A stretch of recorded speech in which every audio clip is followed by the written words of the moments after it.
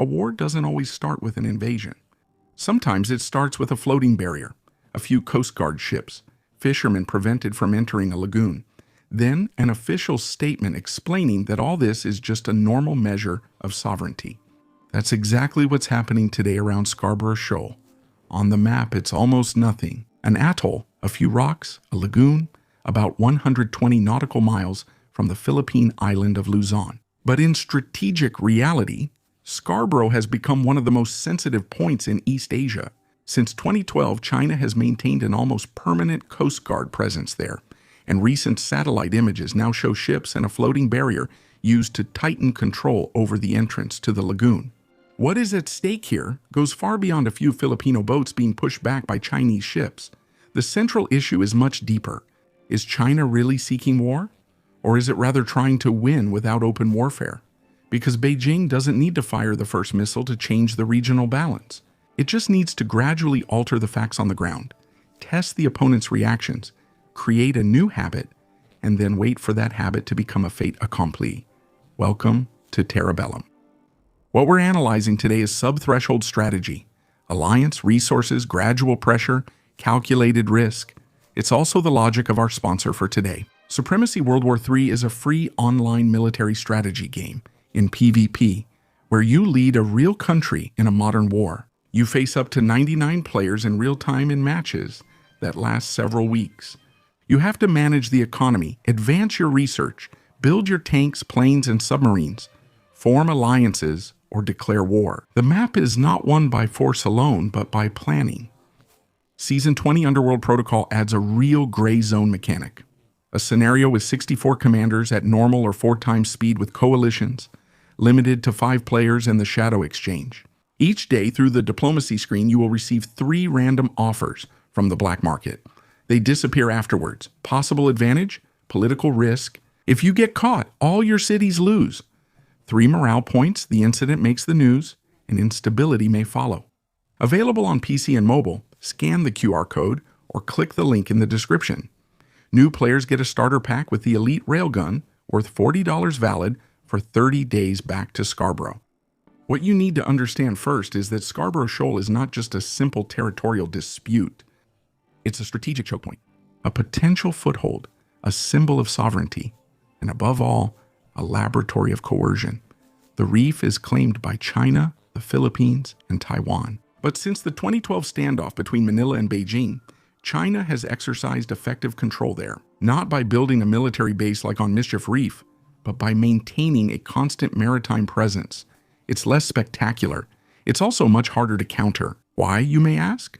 Because China doesn't send its destroyers first. It sends its Coast Guard. It mobilizes its maritime militia. It uses civilian vessels, patrols, blockades, interceptions, water cannons, or intimidation maneuvers. In short, everything that allows them to apply pressure without clearly crossing the threshold into war. This is the gray zone. Neither peace nor war, neither normality nor open conflict. A deliberately ambiguous space where the opponent must choose between 2 bad options: accept the fait accompli or escalate on its own. And this is precisely where Beijing excels. China isn't necessarily looking to provoke a naval battle. What it wants is to make sure that every day without a naval battle is a day one. The mechanism is simple. First, they deploy a few ships. Next, they prevent access for certain fishermen. Then, they justify their presence by claiming environmental protection, maritime security, or defensive sovereignty. After that, they normalize the patrols. Then, they accuse the other side of provocation when it simply tries to return to an area where it used to operate. As a result, the status quo changes, not abruptly, not officially, but in reality. That's the subtlety of the Chinese fait accompli.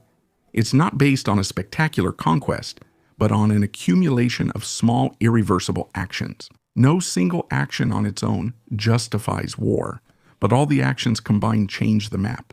And that's what makes the situation so dangerous for the Philippines. Manila is legally supported by the 2016 arbitral decision, which rejected China's maritime claims based on extensive historical rights in the South China Sea. But international law doesn't move ships. The Permanent Court of Arbitration did rule on several key points of the dispute, particularly regarding maritime rights and certain Chinese actions contested by the Philippines. But Beijing refused to participate in the proceedings and continues to reject the decision. And that's the harshness of reality. The law can say one thing, but power can impose something else. That's exactly why the United States, Australia, Japan, and other partners are strengthening their military presence around the Philippines. The Bali Balikatan 2026 exercises, held from April 20 to May 8, brought together more than 17,000 personnel from the Philippines, the United States, Australia, Japan, Canada, France, and New Zealand. This is the largest iteration to date, at a time when the American-Philippine alliance is clearly seeking to demonstrate its ability to respond. But this year, one element changes the strategic outlook. Japan is no longer just observing. It is actively participating. And during Balikatan, Japanese forces even fired a Type 88 anti-ship missile in a joint exercise with the United States, Australia, and the Philippines. For Tokyo, it's a strong signal. For Beijing, it's an additional provocation. What is taking shape is therefore a mirror image dynamic.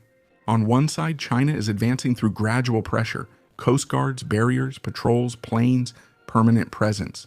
On the other side, the allies of the Philippines respond with military demonstrations, joint exercises, coastal defense, anti-ship missiles, interoperability, maritime combat scenarios.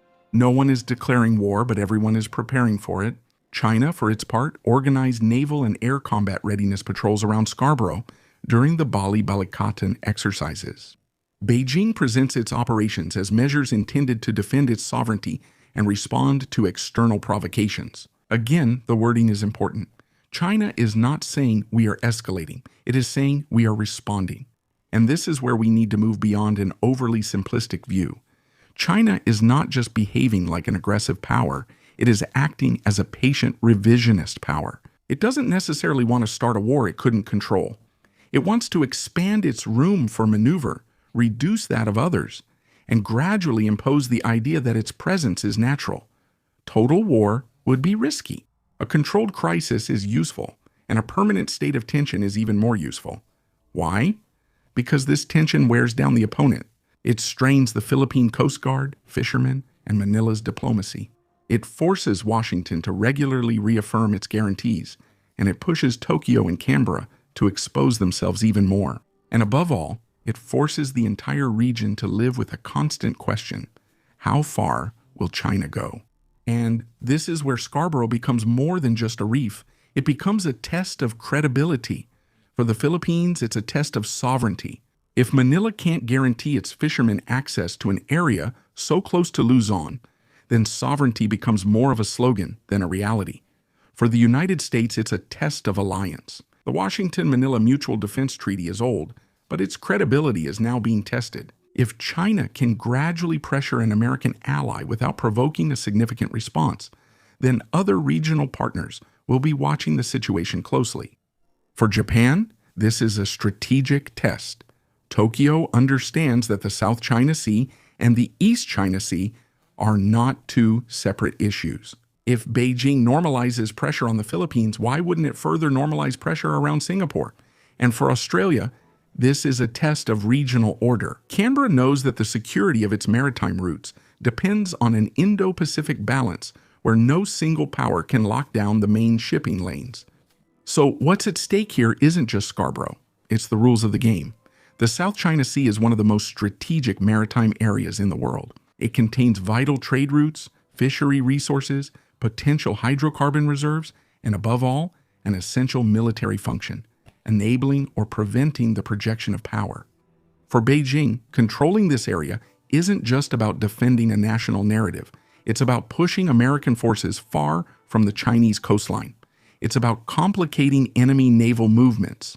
It's about creating maritime strategic depth vis-a-vis Taiwan, the Philippines, Japan, and the American bases in the region. China is a continental power that has become a maritime power. And like all rising maritime powers, it seeks to turn its neighborhood into a buffer zone. The problem is this buffer zone is also the vital space of its neighbors. That's why the Chinese strategy is gradual. A sudden seizure of Scarborough or massive militarization, a direct confrontation with American or Philippine forces, all of that would have a considerable political and military cost. Beijing has no interest in giving its opponents too clear, too simple, or too galvanizing a picture. On the other hand, a floating barrier, patrols, interceptions, flyovers, press releases, all of this creates real but deniable pressure. China can always say, this is not a war, these are our waters, these are our coast guards, these are administrative measures. Force then becomes bureaucratic, and maybe that's the most worrying thing. Because an invasion shocks, whereas administration makes people get used to it. China is not only conquering territories, it is gradually administering its claim. It gives its control an appearance of routine, and the longer this routine lasts, the harder it becomes to reverse without a major crisis. This is exactly the logic of salami slicing, cutting the objective into slices, thin enough that no one reacts strongly to each step, but numerous enough that in the end, the strategic result is significant. It's not glorious, it's not spectacular, it's not Hollywood, but borders aren't always redrawn with columns of tanks. Sometimes they are redrawn with forms, patrols, barriers, and white ships. So the American and Allied response is to reimpose costs. That's the whole point of Balikatan 2026. Exercises are not just training, they are messages. The deployed or tested anti-ship missiles, the coastal defense scenarios, the coordination between American, Philippine, Japanese, and Australian forces all say one thing: if you go too far, the price will go up. Reuters specifically reported the deployment of the American Nemesis anti-ship system in the Philippine province of Batanes, near Taiwan, as part of the exercises. But this response itself carries a risk. The more the Allies strengthen their presence, the more Beijing can present its own hardening as defensive. The more China advances, the more the Allies organize. The more the Allies organize, the more China justifies its advance, and thus the slow escalation builds. So the real question is not whether war will break out tomorrow. The real question is how many fates accomplice can be accumulated before someone decides the mechanism must be stopped. That's where the risk of an accident becomes central. In an area saturated with military ships, coast guards, patrol planes, drones, fishermen, maritime militias, and allied vessels, all it takes is a collision, a misinterpreted shot, an overly aggressive maneuver, an injury, or even a death to turn a controlled crisis into a political crisis. No one wants to lose face. Beijing does not want to appear weak. Manila does not want to give up its rights. And Washington does not want to project the image of a hollow alliance. Tokyo doesn't want people to think that its military return to Southeast Asia is purely symbolic. And when no one can back down easily, every incident becomes dangerous. So we need to distinguish between three scenarios. The first scenario is the normalization of Chinese control. Beijing continues to tighten its grip around Scarborough, without any spectacular construction, but with enough presence to prevent the Philippines from fully returning there. This is the most likely scenario in the short term. Slow, frustrating, but effective. The second scenario is a controlled crisis. The Philippines, supported by the United States and their partners, organize more missions, more escorts, more exercises. China responds with patrols and interceptions, but both sides avoid the breaking point. This is the scenario of permanent tension. The third scenario is a strategic accident. An incident escalates, a collision causes casualties, a Chinese or Philippine unit crosses a threshold. The United States then has to choose between restraint and credibility. This is the least desired scenario, but the one that increasing military presence is gradually making more likely. What you need to remember is that China doesn't need to win a war to make progress. It needs others to gradually accept the idea that it would be too costly to stop it. And that's what gradual coercion is. It's not always about destroying the opponent. It's about changing their calculations, making them understand that defending their rights would cost more than giving them up, making them realize that every challenge will bring pressure, fatigue, risk, and uncertainty. China doesn't tell the Philippines, we are going to defeat you.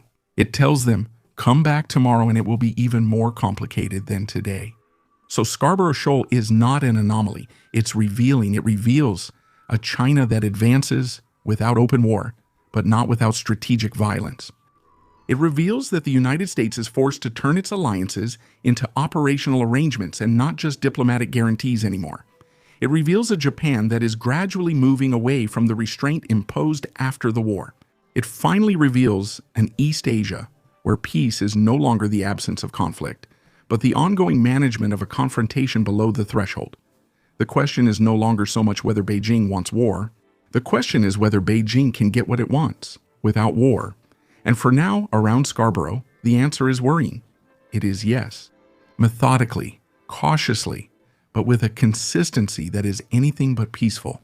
Because at its core, the Chinese strategy is based on a simple idea. Why start a war if you can shift the boundary of reality without declaring it? Supremacy World War III is a free game on PC and mobile. The link is in the description and in the pinned comment to get the Elite Railgun. Thank you very much for watching this video. The Terabellum adventure has been going on for nearly 8 years, and without you, this wouldn't be possible. There are still about 55% of you watching our videos without subscribing. Just know that it's free. And subscribing as well as liking helps YouTube promote these videos to a larger audience. It helps us a lot to keep creating this content for you. Thank you, and see you next Sunday.